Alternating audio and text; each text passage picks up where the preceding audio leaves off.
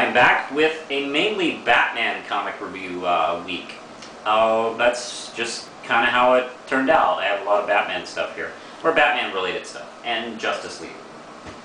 And, well, here we go. Batman, the regular series, is back with 687, written by Judd Winnick and Ed Baines. And what this is essentially, the main title, A Battle Within, an epilogue to A Battle for the Cowl. Essentially, I would place this issue in between the last two pages of the third issue of Battle of the Cowl, because Dick is still thinking, geez, do I really want to do this? And I don't know, I have mixed feelings about this, because it's only fair, this is Judd Winnick's first issue into this new Batman continuity we're dealing with. And I guess he needs to establish his place, and I do understand that artistically. It just feels so repetitive. I mean, we just dealt with this. And also maybe if a random fan had not bothered to read any of this stuff and realized, oh hey, they're got a new Batman, maybe I should check it out, blah blah blah. I totally get that. I don't know. I do feel like it could have been handled a little bit more sharply. But it is nice seeing Dick Grayson in the Nightwing costume again. I can't wait to see him back in the suit, actually. He looks really good in it.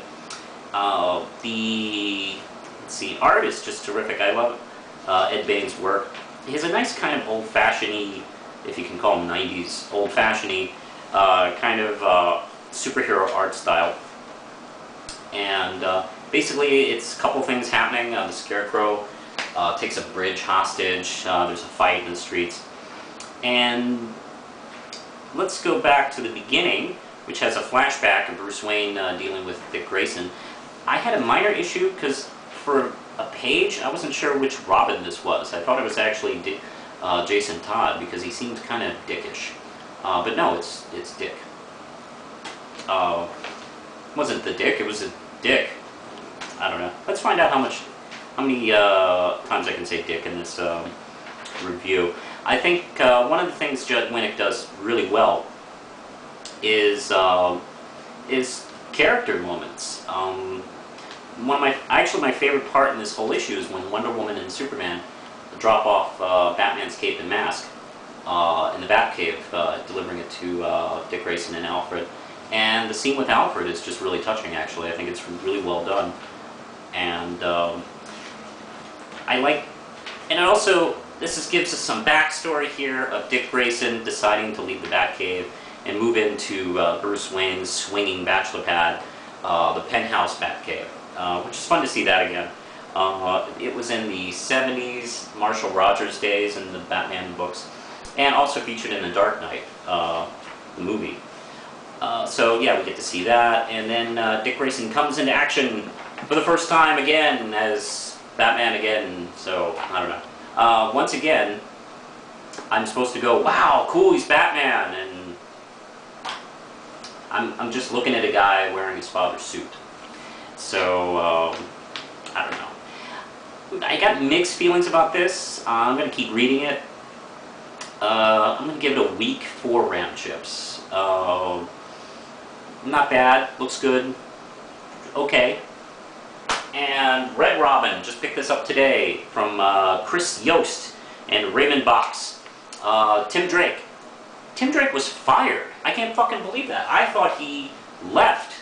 But it hadn't occurred to me till this issue that I didn't know how that decision was made. Dick Grayson chose to make Damian the new Robin, so he can keep an eye on him and maybe prevent him from killing again. And basically kind of politely said, do you mind not being Robin anymore? What? Okay, Dick, this is your first big decision as Batman, and it sucks. I would have preferred, artistically, if Tim had resigned, but I don't know, that kind of pisses me off. So he becomes Red Robin and travels the world under the name Tim Wayne. Now, in the first few pages, actually, I thought that was sort of an alias and he's just going as Tim Wayne. But no, he actually, see, he was adopted by Batman like 10 seconds ago after his father was killed. And let's see, he has this moment where he is made fun of by Damian, and he picks on him by calling him Drake, and it pisses him off. Why would that make you mad? Tim Drake was 15 when his father died, or 15 or 14. He was very close to his father. So his father is killed, and his good friend Bruce Wayne adopts him, and he adopts the name, and he even gets pissed when people call him Drake, and I don't understand that. It's not like him and his father were on the outs. You know, Jason Todd didn't take over the Wayne name. He still was Jason Todd, and Dick Grayson too. I mean, he had the Ward thing, but he was basically adopted, and he kept the name Grayson. I don't understand this, and I don't think it's written very well, frankly. I don't particularly care for the art. I think it's got a very I don't know. I don't think it's inked very well. It has a very bad Barry Kitson 90s look where it just doesn't look professional. It doesn't look polished very well. I don't know. He's kind of a wandering character right now, trying to figure out if Bruce Wayne's really dead. And at the end, Ra's al Ghul seems to be following him. I'm not going to be following him.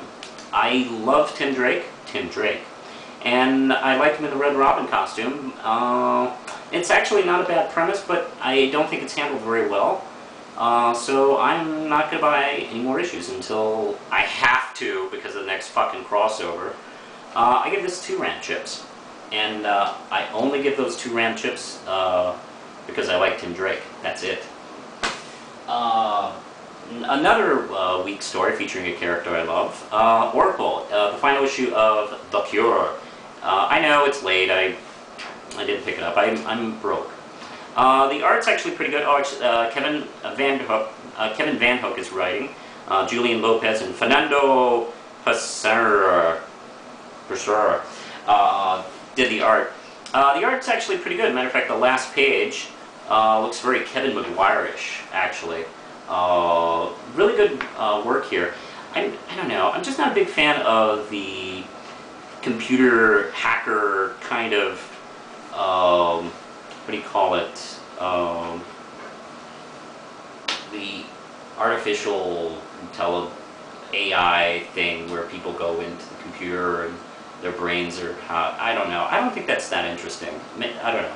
Maybe I'm very 20th century. I just don't think that's very cool. I'd rather just see people beat each other up. Anyway, it's okay, and that's kind of it. I give this one also 2 RAM chips.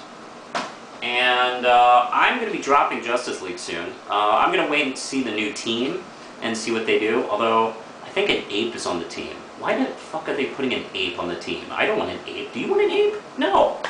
I'm tired of this obsession the comic companies have with apes. I'm not sure why they're so cool. The appeal is lost on me.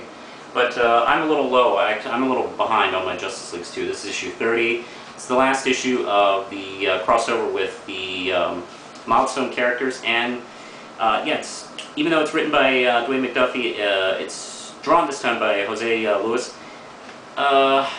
Really didn't make any impression on me, and it was kind of boring, and I'm not sure where it's going, and I don't know. I didn't feel that excited about it. There's a neat scene where Rocket is threatening to kick Batman's ass. I thought that was a pretty funny panel, but that's kind of it. I give this 1 RAM chip. I'll be buying the last few issues I have in my pull box, and I will check out the new team, but I don't know. I'm not as excited right now about Justice League as I used to be. Well, that's it, and I think that's all. If you have any questions or comments, please leave them here. I'll be more than happy to get to them, and if you haven't subscribed, go ahead and subscribe, and I'll do MST3K comic book and film reviews, and maybe even something cool if you ask me. Alright, till then, push the button, Lindsay.